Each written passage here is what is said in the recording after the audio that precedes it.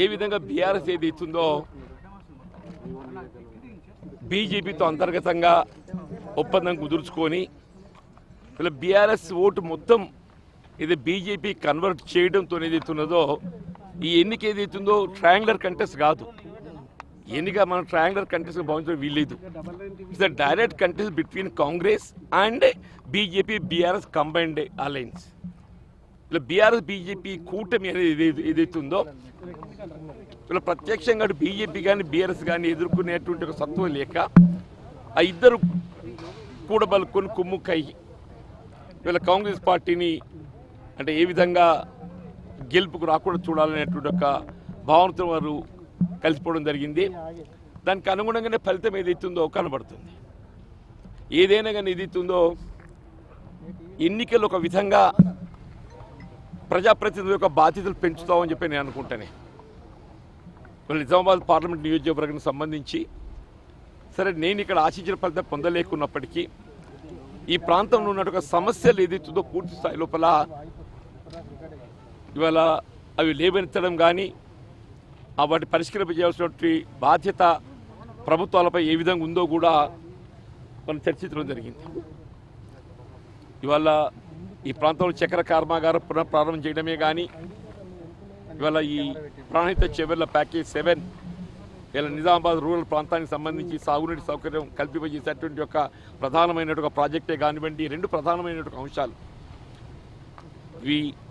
నేను ఆశించిన ఫలితం పొందలేకున్నప్పటికీ రాష్ట్రంలో కాంగ్రెస్ పార్టీ ప్రభుత్వం అధికారంలో ఉండడంతో ఈ బాధ్యత మాపై ఉందని చెప్పంటున్నాను.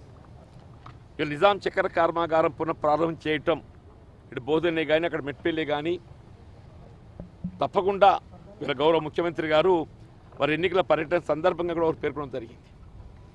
అట్లాగే ప్రాణహిత చెవెర్ల ప్యాకేజ్ 7 సంబంధించి కూడా నిజామాబాద్ గ్రామీణ నియోజకవర్గానికి సంబంధించి సాగునీటి సౌకర్యం కల్పింపజేసే ప్రాజెక్టు ఉందో సాగునీటి ప్రాజెక్టే గత దశాబ్ద కాలం బీఆర్ఎస్ ప్రభుత్వ హయాంలో నిర్లక్ష్యం చేయడం జరిగింది.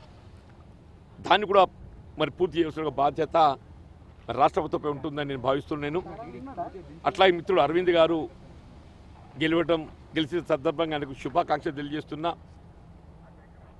ఇవాళ ఒక పర్యాయం గత 5 సంవత్సరాలు ఆయన బాధ్యత నిర్వర్తించి ఇవాళ ఈ ప్రజానీకానికి ఏ విధంగా ఈ ప్రాంత సమస్యల పరిష్కారం లోపల ఆయన చొరవ చూపెట్టలేకపోయాడు. కనీసం ఈ టర్మ్లోనైనా ఇవాళ ఉదాహరణకు నిజామాబాద్ ఏదైతుందో స్మార్ట్ సిటీ ఎంపిక చేయవలసినటువంటి ఒక అవకాశం ఉన్నది. నిజామాబాద్ పట్టణం స్మార్ట్ సిటీగా ఎంపిక చేయించే బాధ్యత ఇది కేంద్ర ప్రభుత్వ పరిధిలోని అంశం. రాష్ట్ర ప్రభుత్వంకి వెళ్ళి ప్రతిపాదింపు చేయడం కూడా నేను చొరవ చూపెడతానని చెప్పంటున్నాను.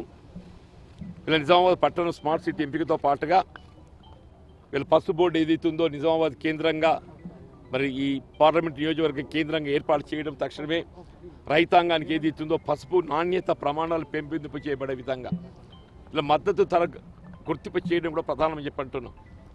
పసుపుకు మద్దతు ధర గుర్తింపు చేయడం కూడా ప్రధానమని చెప్పంటున్నాను. దానిపై కూడా దృష్టి పెట్టాలని చెప్పని కోరుతున్నాను. అట్లా ఈ రైల్వే ప్రాజెక్టుల నిర్మాణం ఇవాళ మన బోధన్ టు బీదరే కానీ ఇవాళ మనం Delhi Armoor to Delhi north India line నిర్మాణమే కానీ ఇతరత్ర రైల్వే లైన్ల నిర్మాణానికి సంబంధించి కూడా చొరవ చూపెట్టి ఏదైనా నిజామాబాద్ పార్లమెంటు నియోజకవర్గ పరిధిలో కేంద్ర ప్రభుత్వం నుండి చేయగలిగేటువంటి ఒక అంశాలపై ఆయన దృష్టి కేంద్రీకరించాలని చెప్పని నేను కోరుతూ రాష్ట్ర ప్రభుత్వం కలిసి చేపట్టవలసినటువంటి కార్యక్రమాలకు తప్పకుండా నేను బాధ్యత తీసుకుంటా.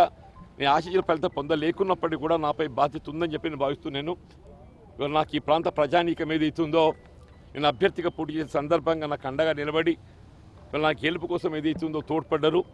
సరే ఆశించిన ఫలితం పొందలేకపోవటం అనేది ఇట్స్ ఎ డిఫరెంట్ థింగ్. దానికి వివిధ అంశాలు చోటు చేసుకుంటాయి. కానీ నాకు తోడుగా నిలిచినటువంటి ఒక కాంగ్రెస్ కార్యకర్తలే కానీ అభిమానులే కానీ నాయకత్వమే కానీ ముఖ్యంగా నాకు అండగలిగే ప్రజానీకానికి హృదయపూర్వకంగా ధన్యవాదాలు చెప్తున్నా. చివరి గెలవబోతున్నటువంటి ఒక ప్రకటింపబడబోతున్నటువంటి ఒక అభ్యర్థి ధర్మపురి అరవింద్ గారిని ఏదైతుందో నేను హృదయపూర్వకంగా అభినందనలు శుభాకాంక్షలు తెలియజేస్తున్నాను.